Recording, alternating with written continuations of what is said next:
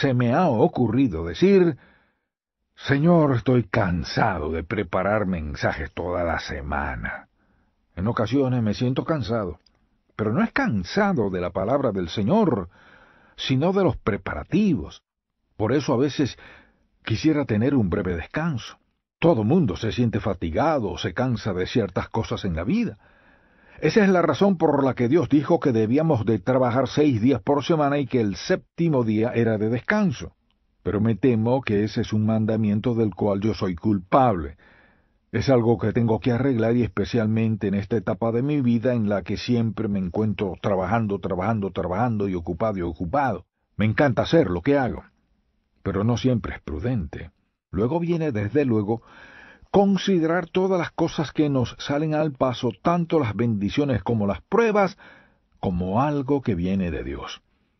Creo que esta es una de las mayores evidencias del crecimiento espiritual, cuando llegamos al punto de depositar nuestra confianza en nuestro Señor y al punto de creer Romanos 8:28 y de decir sinceramente: sí, Señor, las bendiciones vienen de ti.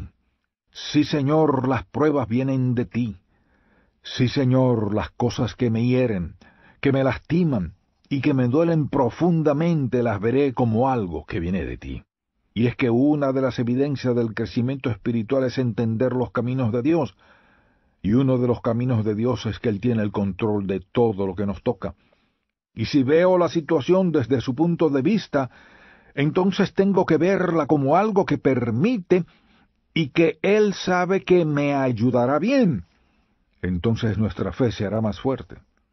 Cuando usted y yo estamos creciendo en el Señor, nuestra fe va a fortalecerse más, pero escuche bien, lo que Él hace es probarnos, colocarnos en situaciones que nos obligan a confiar en Él porque no tenemos ninguna otra salida. Así que, o nos damos por vencidos y renunciamos y corremos, o sencillamente depositamos nuestra fe en Él. La verdad es, como dijo Pablo, que el justo por la fe vivirá. Nosotros andamos por fe, tomamos decisiones por fe, nos levantamos por la mañana por fe y hacemos todas las cosas por fe. Nuestra vida es una vida de fe y confiamos en el Señor. Una de las evidencias de que estamos creciendo, escuche, es que podemos confiar en Él en situaciones que son más difíciles, pero también podemos confiar en que hará cosas aún mayores. Por lo tanto, una de las evidencias que estoy creciendo es que pido cosas mayores y mejores. Una vez más, nuestra decisión de obedecerle se vuelve más importante, mientras que el pecado es menos y menos atrayente para nosotros. Así que, una de las formas de saber que estoy creciendo en el Señor es que mi decisión, mi deseo de obedecerle es mucho más atrayente que lo que el pecado tiene para ofrecer. Así es.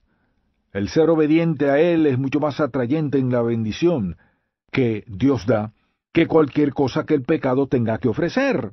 Creo que esta es otra señal del crecimiento espiritual en la vida de cualquier persona, que las cosas que antes le complacían, que llamaban su atención, que lo obligaban y que se apropiaban de su tiempo, esas mismas cosas tienen ahora menos y menos importancia en su vida. Andar en obediencia a Dios tiene más importancia. Asimismo, cuando estamos creciendo en el Señor, anhelamos compartir con los demás lo que Cristo ha hecho en nuestra vida. Anhelamos compartir eso con alguien más. Esa es una de las pruebas de que está creciendo en el Señor. No puede quedarse callado al respecto. Recuerde lo que dijo Jesús en Juan 13:35.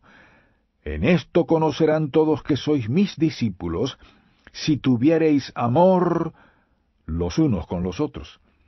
Si yo me vuelvo egoísta e introvertido, entonces debo saber que no estoy creciendo en el Señor. Y si usted se siente así, con ese egoísmo, lo mejor que puede hacer es hallar a alguien a quien ayudar. Puede ser que no se sienta muy inclinado a hacerlo, pero hágalo, y Dios cambiará sus sentimientos. Escuche, una de las evidencias de nuestro crecimiento espiritual es que llegamos a ser más y más como nuestro Señor, quien siempre se entregaba a alguien más. Luego tenemos otro punto, y se trata del deleite que sentimos al dar a la iglesia del Señor y buscar nuevas formas de darle a Él nuestras ofrendas. Hay un pasaje interesante al respecto en Lucas capítulo 16, y quisiera que vayamos allí un momento. Usted recordará que este es el capítulo que habla del hombre rico que se fue al infierno, del mendigo Lázaro y otras cosas, pero veamos lo que dice a partir del versículo 10 de este capítulo 16 de Lucas. El que es fiel en lo muy poco, también en lo más es fiel, y el que en lo muy poco es injusto, también en lo más es injusto. Pues si en las riquezas injustas, o sea, el dinero, no fuisteis fieles, ¿quién os confiará lo verdadero? Es decir, la palabra de Dios. Si usted y yo deseamos que el Señor nos dé alimento de su palabra, entonces eso acarrea una cuestión de obediencia en mi vida que tengo que resolver. Ahora bien, veamos si estoy creciendo realmente en el Señor. La Biblia dice que donde esté el tesoro de un hombre, ahí estará también su corazón. Si mi corazón está en la labor del ministerio, entonces daré con gozo, daré con generosidad, daré porque lo deseo, y no porque hay que dar el 10% y eso es todo lo que daré.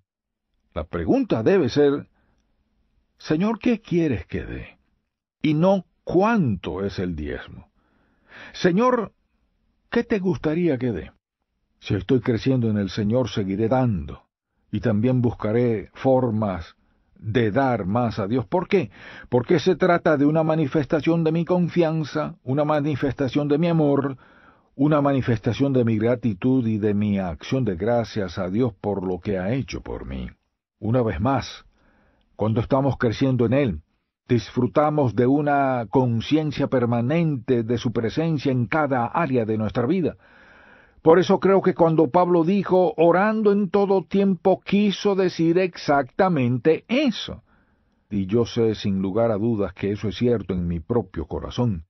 Jamás pienso en nada sin haber hablado con el Señor y sin tener en cuenta lo que piensa al respecto, ya sea que vaya manejando por la autopista o que usted venga a mí diciendo que quiere hacerme una pregunta, lo primero que le digo en voz baja a Dios es, Señor, muéstrame exactamente qué decir y cómo responder a esto. Mire, la verdad es que usted y yo deberíamos vivir con la percepción constante de su presencia en todo momento. Eso es lo que significa vivir en el temor de Dios. De eso se trata una vida santa y una vida consagrada. Una vida consagrada es aquella en la que la persona vive con una sensación continua de la presencia de Dios en su vida. De manera que no existe tal cosa como una decisión sin Él, ni tampoco pensar en términos de la vida en cualquiera de sus aspectos sin tomarlo en cuenta, ya sea su situación económica, su negocio, sus relaciones, sus estudios, cualquier compra o lo que sea. Debemos decir, Señor, ¿qué quieres que haga? Veamos ahora el punto que sigue. Si nuestra vida privada de oración es la prioridad de nuestra vida, la prioridad de nuestra vida es nuestro tiempo a solas con Él. Esa es nuestra brújula, es lo que fija la velocidad del día. Creo que si usted está creciendo en el Señor, va a proteger ese tiempo, y luego estaremos más contentos al pasar más tiempo a solas con Él. Mire, este es el tiempo más preciado, cuando usted aprende a quedarse sentado, a estar quieto y a postrarse en su presencia, permitiendo nada más que Dios hable y guíe sus pensamientos. Lo que yo hago a veces es decir, Señor, no deseo decir nada, tan solo quiero que el Espíritu Santo guíe mi pensamiento. Quiero pensar en lo que tú piensas y en lo que deseas que yo piense. Quiero además ver las cosas desde tu perspectiva. Otras veces no tengo que decir nada, y en otras ocasiones expreso mis sentimientos o mis peticiones, o clamo a Él por cualquier cosa que agobie mi corazón en ese momento. El punto siguiente es que nuestras decisiones van a ser examinadas y vistas a la luz de la voluntad de Dios para nuestra vida. Lo que digo sencillamente es que cuando usted y yo estamos creciendo en el Señor, toda decisión